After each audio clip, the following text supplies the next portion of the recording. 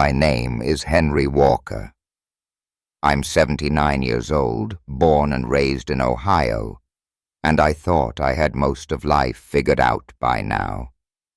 I worked hard, raised a family, bought a house that I poured my sweat and love into, and like most Americans, I believed that when I finally slowed down, I'd have the comfort of my family and the freedom of my own space. But just 2 years ago, I made a decision that I thought was smart, safe, and practical. I moved into a nursing home. Today, I want to tell you why I regret that choice more than almost anything else I've done, and what I wish I had known before I signed those papers. At first, the idea sounded reassuring. My daughter Laura and my son-in-law kept reminding me, "Dad, you'll have people around to help you. No more worries about slipping in the shower, no more cooking alone. You'll have activities, friends, and doctors nearby if you need them." And I'll admit it sounded like peace of mind. But once I stepped into that building, I realized that moving into a nursing home doesn't just change where you live. It changes who you are.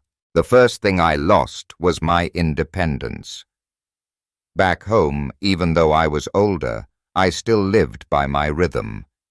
I brewed my coffee at sunrise, sat on my porch with the morning paper, took walks around the block, and worked on my small woodworking projects in the garage. In the nursing home, all that vanished. Life was dictated by Bell's meal schedules and staff rotations. Breakfast was at 7:30, whether I was hungry or not. Lights out by 9:00, even if I wasn't ready to sleep. If I wanted to step outside, I had to wait until someone was available to accompany me. Suddenly, choices I'd made for myself my whole life, when to eat, what to wear, when to go outside, felt like privileges handed down to me. One morning during my first week there, I sat up in bed and instinctively reached for the novel I'd been reading. But when I looked around, the walls were sterile, my shelves were empty, and my favorite armchair was gone. It hit me that I wasn't at home anymore. And the hardest part, once you surrender your independence, it's almost impossible to reclaim it. The second loss was being forgotten. My family promised they'd visit all the time, and in the beginning, they did. Laura came once a week. My grandkids dropped by after soccer practice. My son drove in from Cleveland on Sundays, but life has a way of pulling people in different directions. Visits grew less frequent. Calls replaced visits. Holidays that I had looked forward to.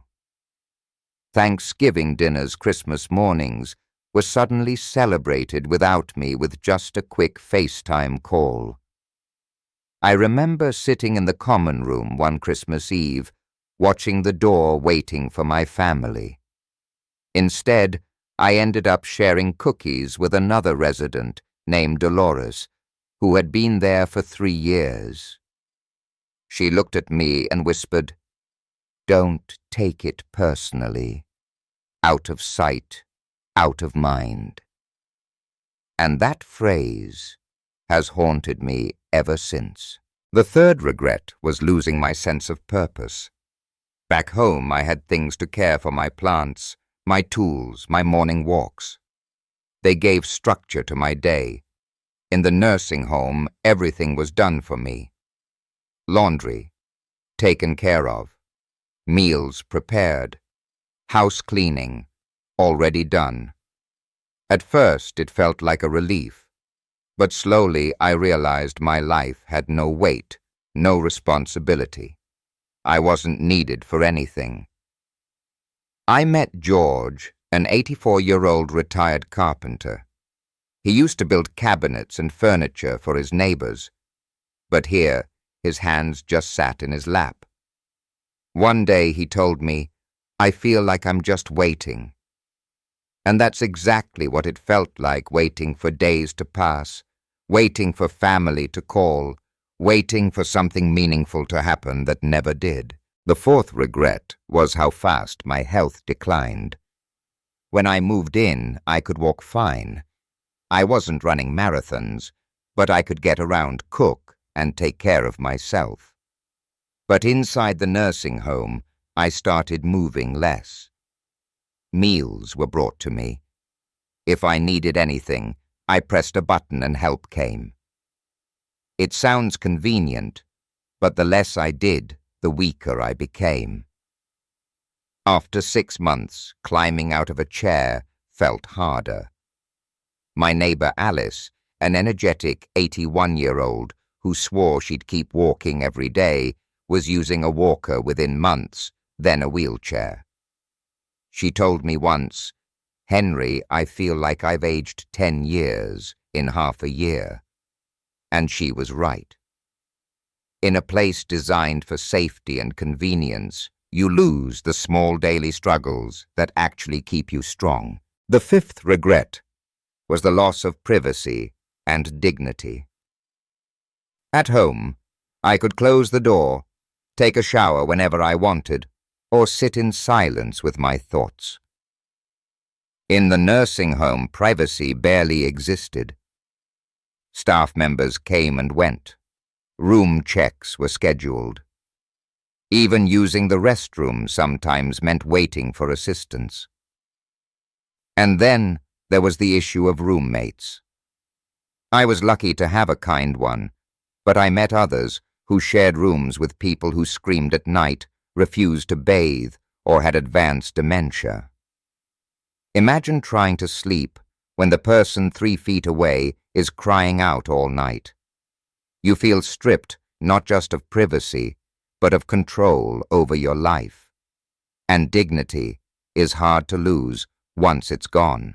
The sixth regret was realizing it's much harder to leave than to enter. I thought if I don't like it, I can always move back home. But it's not that simple. My house sat empty. My kids started selling off belongings they thought I didn't need. My physical strength declined. And the longer I stayed, the less capable I felt of going back to independent living. For some residents, there's no going back at all. Their homes sold, their savings drained by nursing home bills. What seemed like a temporary choice becomes permanent without you even realizing it. And here's the part. Nobody told me once you enter a nursing home, your old life doesn't just pause, it evaporates. Friends stop dropping by. Your community forgets you. Your routines vanish. You become part of an institution. Now I want to make something clear.